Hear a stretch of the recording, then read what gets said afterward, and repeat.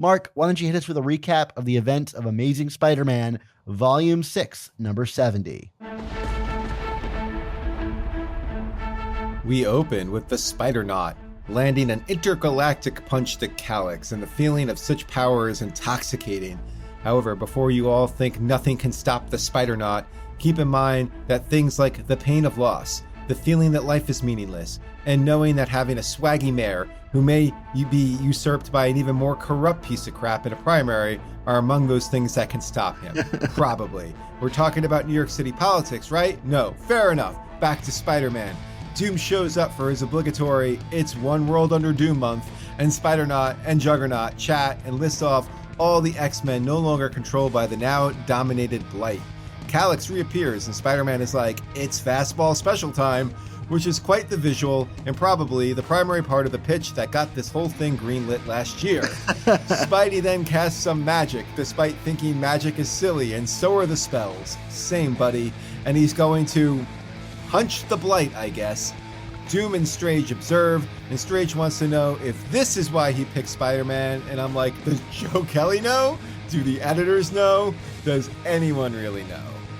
Okay, now we're thrown back to Sidorak's throne room, and Syra is confronting her depressed dad, who's totally not sad about anything. Leave Sidorak alone! So Spider-Man heads up to space, like you do, and he's going to cast the casket of Sidorak, which only Sidorak could allegedly do, to defeat the Blight and likely die in the process. Sidorak appears before him, and he's just amazed by Spider-Man's ability to sacrifice. We know, okay? It took you 10 comics to come to the same conclusion that could have been an email. We get the floating heads of guilt and failure as Spider-Man does his thing, but eventually he gets shoved out of the way by Sidorak. That's because Sidorak has decided to make the sacrifice and shield the planet from the Blight. Wait, wasn't he doing this before? What changed here? Can someone please explain this to me? Spider-Man returns to Earth and vows never to do magic again, and I swear to God, if they break this promise in Volume 7, I riot. Pepe Larraz probably can't draw magic anyway. So Peter now makes his obligatory rounds with his supporting cast, starting with Bailey, because of course.